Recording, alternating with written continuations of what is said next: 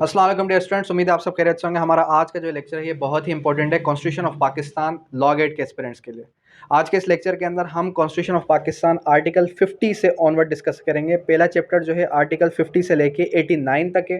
फिर उसके बाद का जो चैप्टर है आर्टिकल 175 से 212 आर्टिकल। ठीक है, एक एक जो हमारा पोर्शन है आज के लेक्चर का वो है पार्लियामेंट से रिलेटेड, और सेकंड जो पोर्शन है हमारा वो है जुडिशरी से रिलेटेड। जुडिशरी से रिलेटेड जो चैप्टर है वो मोस्ट इम्पॉर्टेंट इसलिए भी है क्योंकि आप जो है जुडिशरी का पार्ट होने जा रहे हैं। अब इन फ्यूचर जैसे कि आप सबको पता है कि आगे चल के जब आप जुडिशरी का पार्ट बनेंगे तो इस चैप्टर से आपसे कोई भी क्वेश्चन रेज कर सकता है। इस चैप्टर से क्वेश्चन रेज करे या ना करे, लेकिन आपको इसका एक एक आर्टिकल याद हो। फॉर सपोज कि आपसे कोई ये पूछ ले कि क्या क्वालिफिकेशन है एक जस्टिस की, किस तरीके से चीफ जस्टिस अपॉइंट किया जाता है, तो अगर आपको हाउ नाउ नहीं होगी तो किस तरीके से आप जो है उसको आंसर कर पाएंगे। अंडरस्टैंड? तो माइक्स अपने काइंडली म्यूट कर लें स्टूडेंट्स। सबसे पहले आर्टिकल 50 से 89 तक, आर्टिकल 50 से लेके 89 तक, आर्टिकल 50 टू 89 माइक्स म्यूट कर लें स्टूडेंट्स। मजलिस शूरा, पार्लियामेंट। अच्छा, पार्लियामेंट का दूसरा नाम क्या है? मजलिस शूरा। ठीक है, और पार्लियामेंट के दो पार्ट्स हैं। कौन कौन से पार्ट्स हैं? एक है नेशनल असेंबली और एक है सेनेट। ये आपने याद रखना है, एक क्या है नेशनल असेंबली और एक है सेनेट। पाकिस्तान के अंदर जो वोटिंग होती है, जो वोटिंग सिस्टम है, वो किस तरीके की वोटिंग सिस्टम है? वो है हमारे पास इनडायरेक्ट वोटिंग सिस्टम। आप खुद से कभी भी एक जो है प्रेसिडेंट, एक प्रेसिडेंट के अलावा जो हमारे पास प्राइम मिनिस्टर है, इसको अपॉइंट नहीं करते, बल्कि आप वोट किसको देते हैं? एमएनएस को और नेशनल असेंबलीज को। फिर जो एमएनएज हैं वो किसको वोट देती हैं? वो देती हैं सेनेट्स, यानी कि सेनेटर्स को। अंडरस्टैंड? फिर वो क्या करती हैं? वो आगे चल के आपके प्रेसिडेंट को अपॉइंट करती हैं और प्रेसिडेंट के अलावा जो आपका प्राइम मिनिस्टर है उसको मुंतखब करती हैं।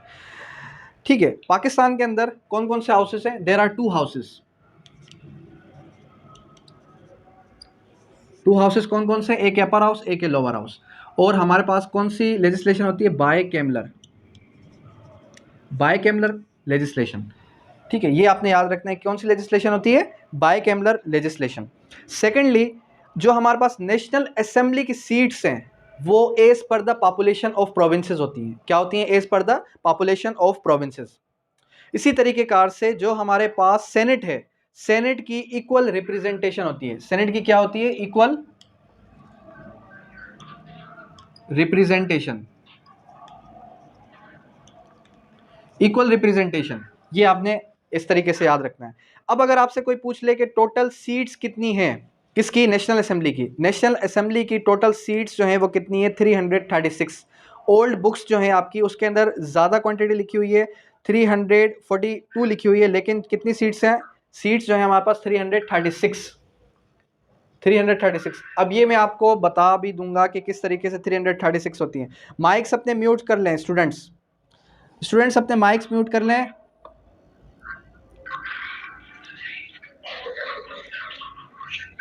अच्छा, ठीक है, अब हमारे पास जो सीट्स हैं वो कितनी है? सेनेट की सबसे पहले सीट्स लिखते हैं। सेनेट की जो सीट्स हैं वो इक्वल होंगी। कितनी इक्वल होंगी? 23 होंगी हर प्रोविंस की। ईच प्रोविंस की कितनी होंगी? 23 सीट्स होंगी। फर्दर फिर क्या होगा? फर्दर इस्लामाबाद कैपिटल टेरिटरी की कितनी सीट्स होंगी? इस्लामाबाद कैपिटल टेरिटरी की जो सीट्स होंगी वो होंगी 4 सीट्स। और फिर फर्दर हमारे पास जो इनको वोटिंग देते हैं, किसको? सेनेटर्स को। वो कौन देते हैं? आपके एमएनएज। और एमएनएज की कितनी सीट्स हैं वो भी मैं आगे चल के बताता हूँ आपको। अब यहाँ पर आपने एक चीज़ याद रखनी है, क्वेश्चंस बाद में लूँगा, क्वेश्चंस स्टूडेंट्स बाद में लूँगा। चेयरमैन जो हमारे पास सेनेट है, सेनेट का अगर आपसे पूछ ले, सेनेट के जो चेयरपर्सन होता है वो कौन होता है? उसको क्या कहा जाता है? उसको कहा जाता है चेयरमैन। माइक्स म्यूट कर लें स्टूडेंट्स। स्टूडेंट्स माइक म्यूट कर लें। अच्छा, चेयरमैन होता है सेनेटर्स के ऊपर कौन बैठा होता है? चेयरमैन। फर्दर फिर क्या होता है कि चेयरमैन की जो टर्म है, चेयरमैन जो अपॉइंट होता है वो कितने ईयर्स के लिए होता है? वो होता है 8 ईयर्स। ठीक है, 8 ईयर्स के लिए ये अपॉइंट किया जाता है। उसके बाद फिर क्या होता है कि जो सेनेटर्स की टर्म है, सेनेटर्स जो अपॉइंट होते हैं वो होते हैं 6 ईयर्स के लिए। ठीक है, 6 ईयर्स के लिए सेनेटर्स अपॉइंट होते हैं। फिर आगे आपने क्या याद रखना है, आगे आपने ये याद रखना है कि जो एमएनएज हैं, एमएनएज उनकी कितनी सीट्स होती हैं, 14 जनरल सीट्स हैं, 4 वुमेन की हैं, 4 टेक्नोक्रेट्स की हैं, और 1 जो है वो किसकी है, 1 माइनॉरिटी की है। तो ये कितनी हो गई, ये हो गई आपकी 23। ये जो 23 का मैंने आपको बताया था कि किस तरीके कार से 23 सीट्स हो रही हैं, 23 जो सीट्स हैं सेनेट्स की। तो 23 को अगर आप देखेंगे, इसको डिवाइड करेंगे, 14 किसकी हो गई, जनरल, उसके बाद 4 किसकी हो गई, 4 हो गई टेक्नोक्रेट्स, उसके बाद 4 किसकी हो गई, 4 सीट्स आपकी हो जाएंगी वुमेन की, और 1 हो जाएगी माइनॉरिटी की। ठीक है जी, क्या पूछ रहे थे आप, पूछे। फिर आ जाएं आप किसकी तरफ, नेशनल असेंबली की तरफ। अब नेशनल असेंबली की जो सीट्स हैं वो होंगी एज पर पॉपुलेशन। क्या होंगी, एज पर पॉपुलेशन। अब जैसे कि हमारे पास जो पंजाब है, पंजाब के अंदर पॉपुलेशन ज़्यादा है, तो पंजाब के अंदर पॉपुलेशन ज़्यादा है तो इसकी सीट्स भी ज़्यादा होंगी। पंजाब, सिंध, बलूचिस्तान और केपी के।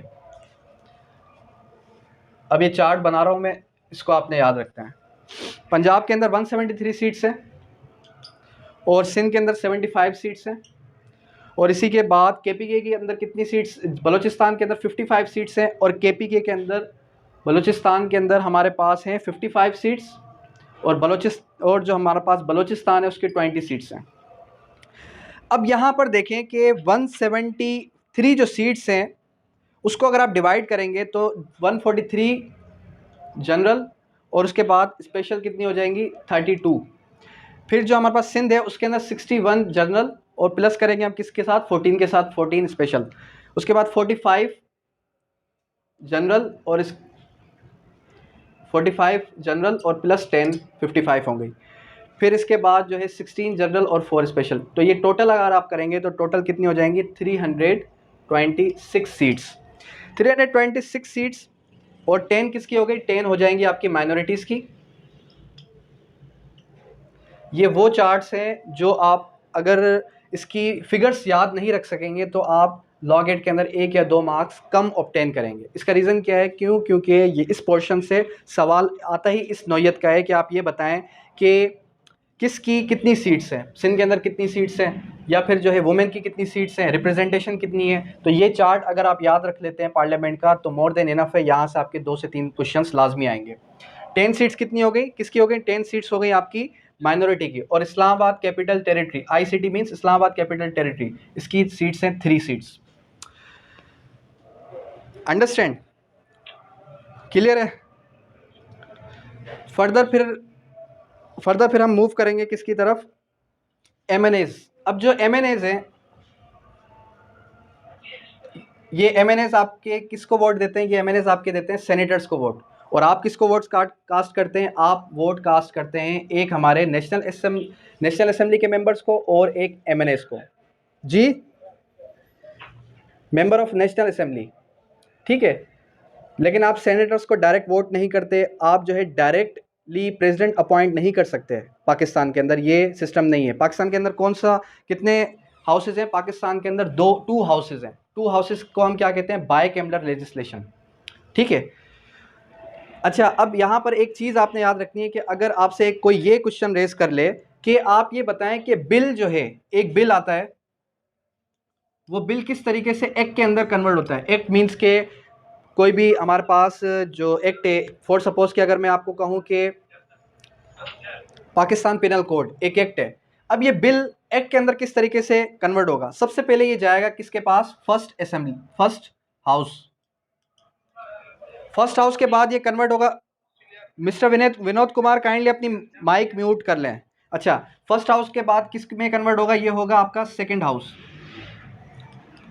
फिर उसके बाद ये कहाँ मूव ऑन करेगा, ये जो है जाएगा प्रेसिडेंट के पास, और प्रेसिडेंट असाइन दे देगा, फिर ये बन जाएगा एक्ट। अब ज़रूरी नहीं है कि फर्स्ट हाउस कौन सा होता है, ठीक है, कोई भी हाउस हो सकता है।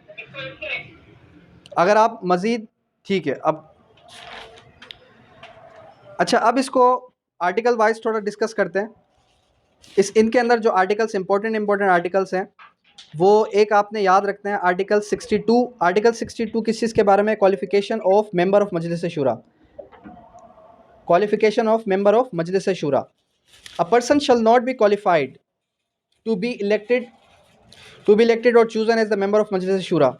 अब देखें क्या क्वालिफिकेशन है मजलिस शूरा यानी कि पार्लियामेंट के मेंबर की।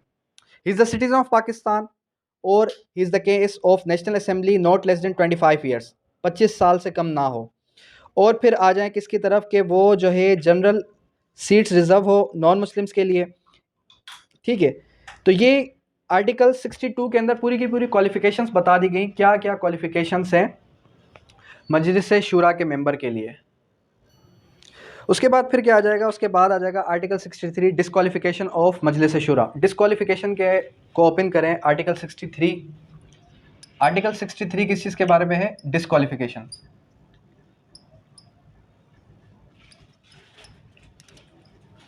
Disqualification of Majlis Shura. अब आर्टिकल 63 को जब हम पढ़ेंगे तो वो क्या बता रहा है? Person shall be disqualified. Majlis Shura parliament से कौन सा शख्स डिस्क्वालीफाई होगा, उसकी पूरी एक जो है लिस्ट बता दी गई। अब लॉ गेट के अंदर किस नोयत का सवाल आएगा? वो आपसे पूछेगा कि एज पर आर्टिकल 63 सब क्लास एफ। अब वो ये कह रहा है कि एज पर आर्टिकल 63 सब class F being the citizen of Pakistan by virtue of section dash of Pakistan citizenship act. अब आप कहेंगे क्या हमें पाकिस्तान सिटीजनशिप एक्ट ओपन करना होगा? क्या हमें लॉ गेट को पढ़ने के लिए पाकिस्तान सिटीजनशिप एक्ट को ओपन करना पड़ेगा या पढ़ना पड़ेगा? Definitely not. क्यों? क्योंकि जब तक आप आर्टिकल 63 सब क्लास एफ को एक दफ़ा गो थ्रू नहीं करेंगे तब तक आपको ये चीज़ क्लियर नहीं होगी। क्यों? क्योंकि आर्टिकल 63 के एफ के अंदर ही मेंशन है कि सेक्शन 14 सिटीजनशिप एक्ट के तहत क्या होगा? डिस्क्वालीफाई होगा वो शख्स। अंडरस्टैंड? मतलब कि लॉ गेट के अंदर क्वेश्चंस आते कहाँ से? बैरेक्ट से ही आते हैं। अक्सर स्टूडेंट्स ये कहते हैं कि आउट ऑफ बॉक्स क्वेश्चंस आते हैं। आउट ऑफ बॉक्स क्वेश्चंस नहीं आते। क्वेश्चंस कहाँ से रिवाइज होते हैं? क्वेश्चंस कहाँ से रिपीट होते हैं? आपके बैरेक्ट से ही रिपीट होते हैं। अगर आपने बैरेक्ट्स को ओपन ही नहीं किया होगा, अभी हो सकता है अक्सर स्टूडेंट्स ने डायरेक्ट जो है लेक्चर आके सुन रहे हो, ये बिल्कुल गलत है। पहले आपने क्या करना है? बैरेक्ट्स को ओपन करना है, बैरेक्ट्स को एटलीस्ट 2 टाइम्स गो थ्रू करना है, उसके बाद क्लास लेनी है। अगर आप डायरेक्ट आके क्लास में बैठ जाते हैं, क्लास अटेंड करते हैं, तो आपको कुछ भी समझ में नहीं आएगा। क्यों समझ में नहीं आएगा? इसलिए समझ में नहीं आएगा क्योंकि आप जो है आपके जहनों में सवाल उभरे ही नहीं है और आप डायरेक्टली आके लेक्चर सुनते हैं और वो आप एक दिन में ही भूल जाएंगे। खैर, उसके बाद he is of unsound mind and have been declared by the competent court. ठीक है, he is an undischarge insolvent. अगर वो इंसॉल्वेंट डिक्लेयर हो जाए, कोर्ट की तरफ से क्या हो जाए? इंसॉल्वेंट, दिवालिया उसका निकल जाए। तो ये कुछ डिस्क्वालिफिकेशन की जो है टर्म्स बता दी गई आर्टिकल 63 के अंदर। फिर उसके बाद he has been convicted by the offence immoral repute. मतलब कि अगर उसने कोई इमोरल एक्ट किया है जिसकी वजह से उसको डिस्क्वालीफाई कर दिया गया है। ठीक है, फर्दर फिर क्या बताया जा रहा है? फर्दर फिर हमें ये बताया गया कि हमारे पास he has been removed compulsory retired. अच्छा, एक चीज़ और कि अगर वो पार्लियामेंट का मेंबर होने के बावजूद कोई जो है पर्सनल कैपेसिटी के अंदर क्या करता है कि कोई और ऑफिस होल्ड करता है, तो फिर भी उसको डिस्क्वालीफाई कर दिया जाएगा। उसके बाद जो most important article 65 oath of members. A person elected to be house shall not sit vote until he has made before the house oath in the form set in the third schedule। अब third, अच्छा एक चीज़ और, last time भी ये सवाल आया था कि आप ये बताएं कि कौन से शेड्यूल के अंदर ये बताया गया है कि ओथ्स होंगे। जितने भी ओथ्स हैं कॉन्स्टिट्यूशन ऑफ पाकिस्तान के अंदर, कॉन्स्टिट्यूशन के लिए आपने याद रखना है कि जितने भी ओथ्स लिए जाएंगे मेंबर्स के, तो वो कहाँ मेंशन्ड है? आपके शेड्यूल 3 के अंदर। शेड्यूल 3 का याद रख लें, बस काफ़ी है इतना। अगर कहीं से भी पूछता है कि ओथ, इसका ओथ कहाँ होगा, इसका ओथ कहाँ होगा, या फिर प्रेसिडेंट का ओथ कहाँ होगा, या फिर एमएनएस का ओथ कहाँ होगा, शेड्यूल 3 के अंदर डिफाइंड है। उसके बाद आ जाते हैं हम प्रिविलेजेस। उसके बाद प्रोसीजर जनरली, ये मैंने आपको लेजिस्लेटिव प्रोसीजर। आर्टिकल 70 से लेकर 89 तक का प्रोसीजर बहुत ही इंपॉर्टेंट है, और यहाँ से मैंने आपको सिंपली ये चीज़ बता दी कि किस तरीके से आपका एक्ट पास होता है, किस तरीके से बिल जो है एक्ट के अंदर कन्वर्ट होता है। अगर आपको ये चीज़ समझ में आ जाती है कि एक बिल एक्ट के अंदर किस तरीके से कन्वर्ट हो रहा है, so it is more than enough. अब आ जाते हैं नेक्स्ट चैप्टर की तरफ, आर्टिकल 175 से लेके 212 कॉन्स्टिट्यूशन ऑफ पाकिस्तान। ये चैप्टर जब हमने ओपन किया तो इस चैप्टर के अंदर क्या चीज़ पता चलेगी, इसके अंदर आपने कुछ आर्टिकल्स ऐसे हैं जो आपने at least 3 to 4 times go through करने हैं, क्योंकि वहाँ से आपके एक सवाल या दो सवाल लाजमी आते हैं। कौन कौन से आर्टिकल्स हैं? एक आर्टिकल है आपका 184, उसके बाद आर्टिकल है 199, उसके बाद 203A, फिर 209 और फिर जो है 212 आर्टिकल। ये सारे आर्टिकल्स आपने गो थ्रू करने हैं। क्या आप बता सकते हैं आर्टिकल 184 किस चीज़ के बारे में डील करता है? एक दफ़ा आर्टिकल 184 डायरेक्ट रीडिंग कीजिएगा।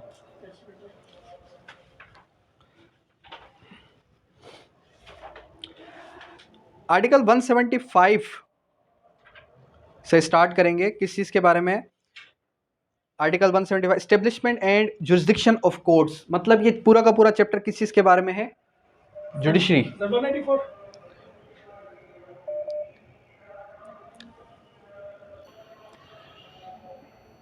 अब उसके बाद हम जो है आर्टिकल 175 से 212 कॉन्स्टिट्यूशन ऑफ पाकिस्तान डिस्कस कर रहे थे। जुडिशरी, जुडिकाटर का ये चैप्टर है। आर्टिकल 175 से ऑनवर्ड हम डिस्कस करेंगे establishment and jurisdiction of courts. सबसे पहले मैं आपको बता रहा था कि ये आर्टिकल्स वो आर्टिकल्स हैं जो most important and most repeated articles हैं, यहाँ से आपके क्वेश्चंस लाजमी आते हैं। आर्टिकल 184, 199, 203A और उसके बाद 209 और 212 आर्टिकल। तो 184 जो है मिस्टर उसामा, थोड़ा इसको बैरक रीडिंग कीजिएगा। आर्टिकल 184 को किस चीज़ के बारे में बात करता है आर्टिकल 184, ज़रा बताएं। 184 talks about original jurisdiction of Supreme Court. ठीक है, बताएं। The Supreme Court shall, to the exclusion of every other court, have original jurisdiction in any dispute between two or more governments. क्या मतलब है इसका? Sir, as per as my knowledge, अगर कोई situation अकर होती है लाइक दैट, अगर legislature ने कोई भी कानून पास कर दिया है तो वो लगता है कि कॉन्स्टिट्यूशन की वायलेशन में है, तो क्या होता है, तजाद रहता है गवर्नमेंट के ऑर्गन्स में ना, जुडिशरी कहती है। तो in that case supreme court के पास आई थिंक सो पावर है कि वो अपनी ओरिजिनल जुडिशरी को इन्वोक करके उसको मतलब ना इंटरटेन कर सकती है। इन सिंपल मैनर ये आर्टिकल डिस्कस करता है original jurisdiction of supreme court के साथ। ठीक है, ज़्यादा डीप में जाने की ज़रूरत नहीं है।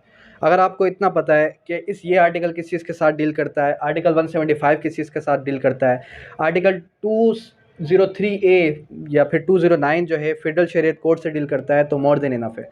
थोड़ा बहुत कॉन्सेप्चुअल लेके चलेंगे क्योंकि टाइम शॉर्ट है। Article 175 establishment jurisdiction of court, there shall be supreme court of Pakistan, high court each province and high court Islamabad capital territory. अब यहाँ पर क्या है कि 175 ने हमें ये बताया, आर्टिकल 175 ने हमें क्या बताया कि एक होगी आपकी सुप्रीम कोर्ट, एक सुप्रीम कोर्ट होगी, और जो है एक होगी आपकी हाई कोर्ट एवरी प्रोविंस के अंदर। फिर उसके बाद एक होगी आपकी हाई कोर्ट कहाँ पर? इस्लामाबाद कैपिटल टेरिटरी के अंदर। ये चीज़ याद रहेगी आपको। अब आप मिस्टर उसामा ये बताएं कि बहुत ही ईजी सवाल है कि एज पर आर्टिकल 175 एक सुप्रीम कोर्ट होगी, एक हाई कोर्ट होगी एवरी प्रोविंस के अंदर, लेकिन हम ये देखते हैं कि सुप्रीम कोर्ट कराची के अंदर भी मौजूद है, हम ये देखते हैं कि हाई कोर्ट हैदराबाद के अंदर भी मौजूद है। इसका क्या रीज़न है? सर वो उसकी ब्रांचें होती है ना, सर्किट कोर्ट्स कहते हैं। जैसे आजकल सिंध के अंदर अगर देखेंगे तो मेरा सखर के अंदर भी डिवीजन बेंच है, मीरपुर खास के अंदर भी चल रही है बात ना, तो क्योंकि जी जी बताएं। तो थोड़ा सा आप एक्सप्लेन कर दें। देखें, 2010 से पहले हमारे पास एक सुप्रीम कोर्ट थी और एक हाई कोर्ट थी एवरी प्रोविंस में। For the convenience of public की कन्वीनियंस के लिए सर्किट बना दिए गए। क्या बना दिए गए? सर्किट बना दिए गए। अब जाहिर सी बात है, आप ये देखें कि अगर कराची से एक बंदा उठ के जाएगा सुप्रीम कोर्ट तो उसका कितना जो है एक्सपेंस लग जाएगा, और कराची से कितनी आवाम जाएगी। तो क्यों ना ये होता कि वहाँ से एक जस्टिस उठ के कराची में आ जाए पर्टिकुलर डे पे, और वो उनके मुकदमे सुन ले, तो ये ज़्यादा कन्वीनियंट था। तो फॉर देम कन्वीनियंस के लिए क्या हुआ कि सर्किट्स बन गए और जो है ब्रांचेस बन गई 2010 के बाद।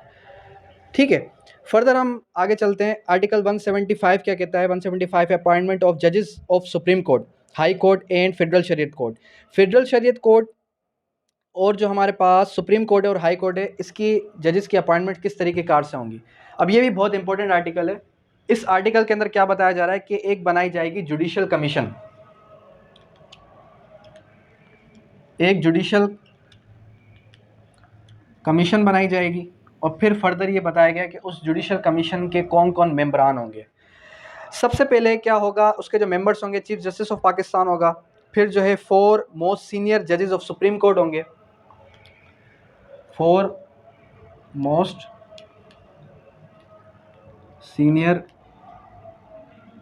जजेस, 4 मोस्ट सीनियर जजेस ऑफ सुप्रीम कोर्ट। उसके बाद फॉर्मर चीफ जस्टिस, फॉर्मर, ये सीजे मीन सिविल जज नहीं है, ये है चीफ जस्टिस। ठीक है, फर्दर फिर क्या है, federal minister of law, federal minister of law, और फिर आ जाएगा आपका अटॉर्नी जनरल ऑफ पाकिस्तान,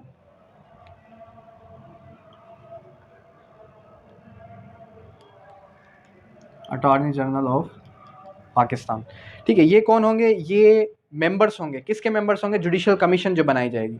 अब जुडिशियल कमीशन में ये सारे लोग क्या करेंगे? ये सारे लोग अपॉइंट करेंगे एक पर्टिकुलर किसको? जज को, जज ऑफ हाई कोर्ट को। फिर फर्दर वो जो है जुडिशियल कमीशन से मूव ऑन करेगी, किसके पास मूव ऑन करेगी? पार्लियामेंट्री कमेटी के पास। पार्लियामेंट्री कमेटी फिर डिसाइड करेगी कि इसको जो है जज बनाना या नहीं बनाना, उसकी नॉमिनेशन के लिए। अब उसके नॉमिनेशन के लिए पार्लियामेंट्री कमेटी के अंदर कौन कौन होगा?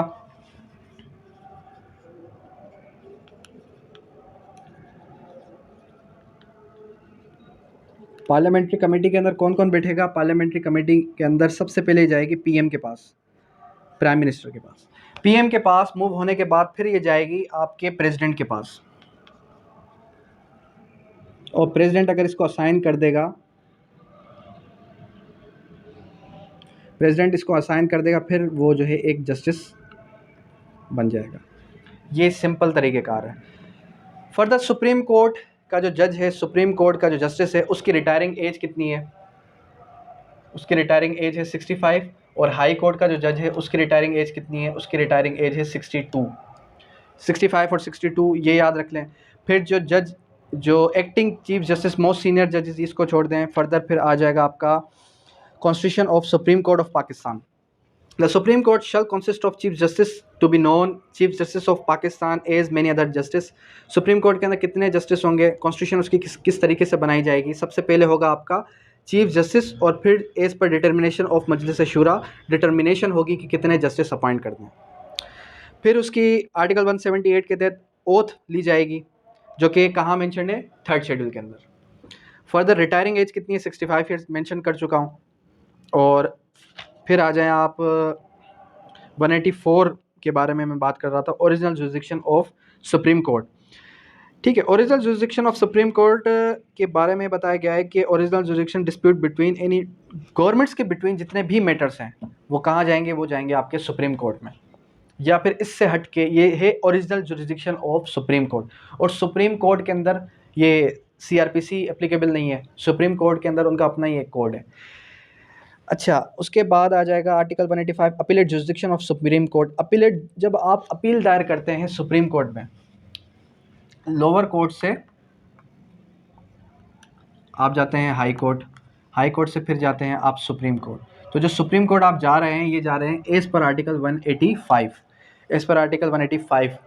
ठीक है, subject to this article the supreme court shall have jurisdiction to hear and determine appeals, judgement, decree, orders और सेंटेंसेस। मतलब कि आप सुप्रीम कोर्ट में अपील के खिलाफ, किस चीज़ के खिलाफ जा सकते हैं? जजमेंट्स के खिलाफ भी जा सकते हैं, ऑर्डर्स के खिलाफ भी जा सकते हैं, डिक्रीज़ के खिलाफ भी जा सकते हैं, और सेंटेंसेस जो पास होते हैं क्रिमिनल कोर्ट्स में उसके खिलाफ भी जा सकते हैं। Advisory jurisdiction, if in any time the president considers the desirable opinion of supreme court, जब भी चाहे प्रेसिडेंट अगर ओपिनियन लेना चाहे सुप्रीम कोर्ट की, तो सुप्रीम कोर्ट के पास एडवाइजरी जुरिस्डिक्शन भी है। क्या है? Advisory jurisdiction. एडवाइजरी जुरिस्डिक्शन के तहत सुप्रीम कोर्ट क्या कर सकते हैं, उसको एडवाइस कर सकती है प्रेसिडेंट को कि आप ये एक्ट परफॉर्म करें या आया ना करें। फिर आ जाएंगे हम आर्टिकल चैप्टर 3 की तरफ, जो किस चीज़ के बारे में, हाई कोर्ट के बारे में। 192 the high court shall consist of chief justice and other justices determination determined is fix by the president. मतलब यहाँ भी प्रेसिडेंट फिक्स करेगा कि हाई कोर्ट के अंदर कितने जस्टिस बैठेंगे। उसके बाद उसकी नॉमिनेशन अपॉइंटमेंट किस तरीके से होगी, आर्टिकल 193 बड़ा इंपॉर्टेंट है। द चीफ जस्टिस और other justice of the high court shall appoint president as per article 175A। जिस तरीके से 175A के अंदर अपॉइंटमेंट्स थी, उसी तरीके कार से जो आपका हाई कोर्ट है उसका जस्टिस अपॉइंट होता है। 194 के अंदर उसका ओथ लिया जाएगा, और ओथ कहाँ मेंशन है, सारे के सारे ओथ शेड्यूल 3 के अंदर मेंशन है। आर्टिकल 199 जितनी भी रिट्स लगती हैं, फंडामेंटल रिट्स लगती हैं, वो as per article 199 constitution of Pakistan लगती है। आर्टिकल 199 क्या कहता है, subject to the constitution the high court में if it's satisfied that no adequate remedy is provided by law. जब वहाँ पर कोई भी रेमेडी अवेलेबल नहीं है, तो फिर वो कहाँ जाते हैं, रिट दायर करते हैं आर्टिकल 199 की। उसके बाद 203A federal Shariat code.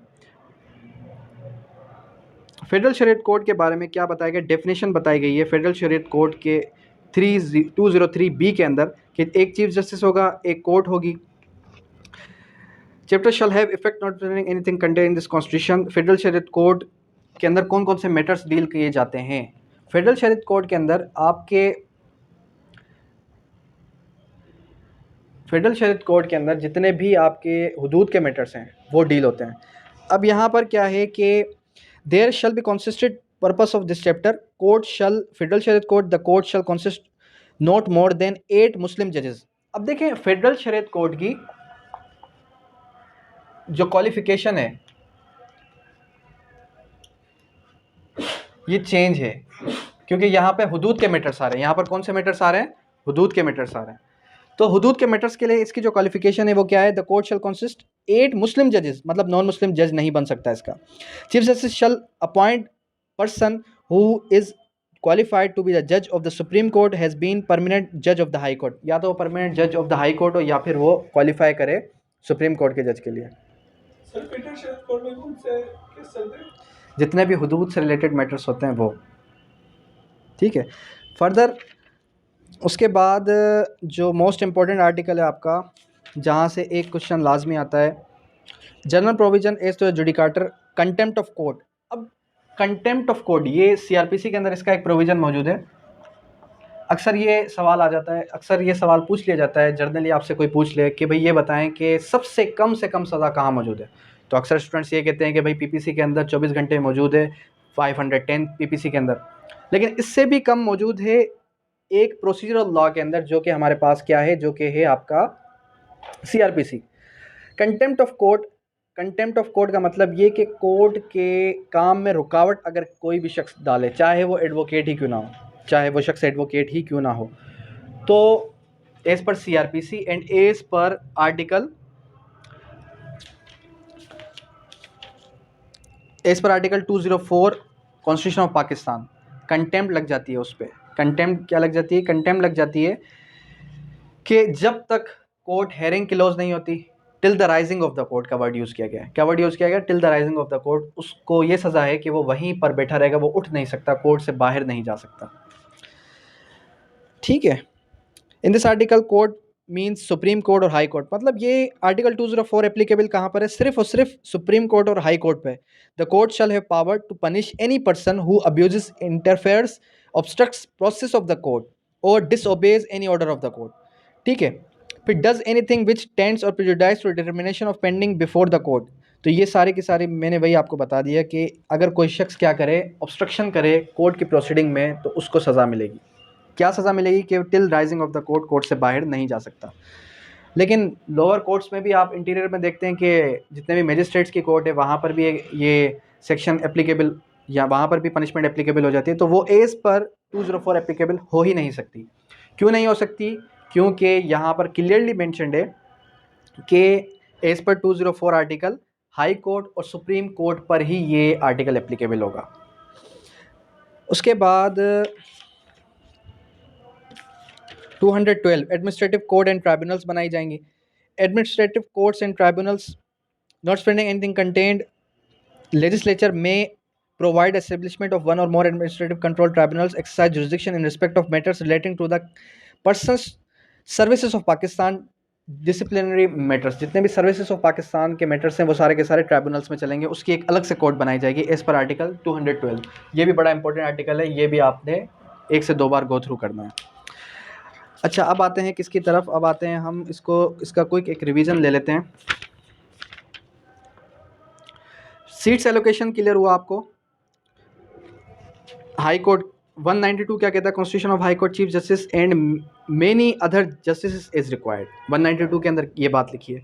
Appointment of high court जजेस, हाई कोर्ट के जजेस की अपॉइंटमेंट किस तरीके कार से होगी कि एक चीफ जस्टिस होगा।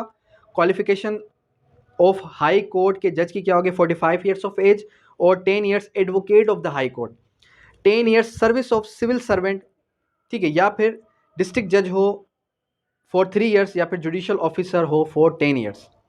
ये है अपॉइंटमेंट ऑफ हाई कोर्ट के जजेस की, ठीक है। उसके बाद oath of office in front of जो chief justice of high court before governor and other justice in front of chief justice of high court, मतलब चीफ जस्टिस किसके सामने ओथ लेगा, गवर्नर के सामने। रिटायरिंग एज 62 है। एडिशनल जजेस, फिर seats of the high court, ये सारा चार्ट आपने याद करना है।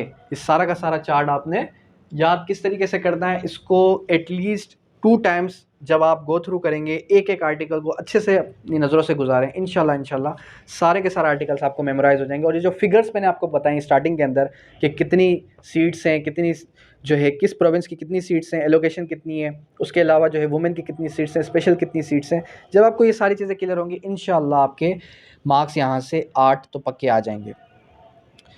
फर्दर फिर क्या है, फर्दर जो है गवर्नर जनरल ऑफ पाकिस्तान, उसके बाद seats allocation in senate, Sindh की कितनी सीट्स हैं 14 और टेक्नोक्रेट्स की 4, वुमेन की कितनी है 4 और नॉन मुस्लिम्स की 1, तो टोटल कितनी हो गई 23।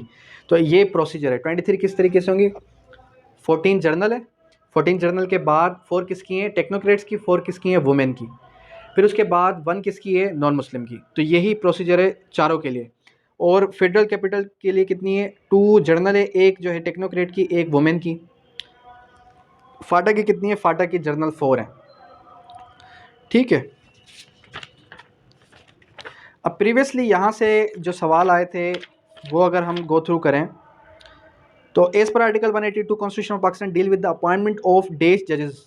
182 किस चीज़ के साथ डील करता है, एडहॉक जजेस के साथ। अभी एडहॉक जजेस क्या है, एडहॉक जजेस हम उसको कहते हैं जो टेम्परेरी पर्पस के लिए सीट्स होल्ड करे, कोई भी सीट होल्ड करे टेम्परेरी पर्पस के लिए, परमानेंट पर्पस के लिए नहीं आता। 3 महीने 4 महीने के लिए अगर कोई जज अपॉइंट किया जाता है उसको कहते हैं एडहॉक जजेस, ठीक है। Retiring age of high court कितनी है 62, ये हम डिस्कस कर चुके हैं। 204 article constitution of Pakistan contempt of court के साथ डील करता है। अ जज ऑफ द सुप्रीम कोर्ट और हाई कोर्ट में resign from his office in writing in front of president.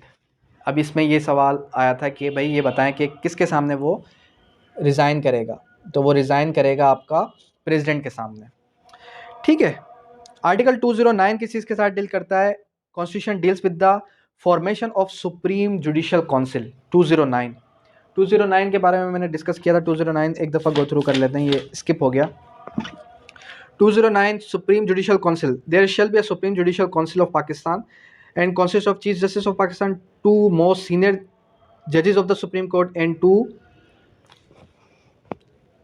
उसके बाद क्या है 2 most senior Chief Justice of High Court, ठीक है। फिर फर्दर उसके बाद एक्सप्लेनेशन बता दी गई, लेकिन ये यहाँ पर ABC के अंदर अगर आप याद रख लें तो मोर देन इनफ है। क्या चीफ जस्टिस ऑफ पाकिस्तान होगा, उसके अंदर 2 नेक्स्ट मोस्ट सीनियर जजेस ऑफ द सुप्रीम कोर्ट होंगे और फिर जो है 2 most senior chief justice of high court होंगे, ठीक है।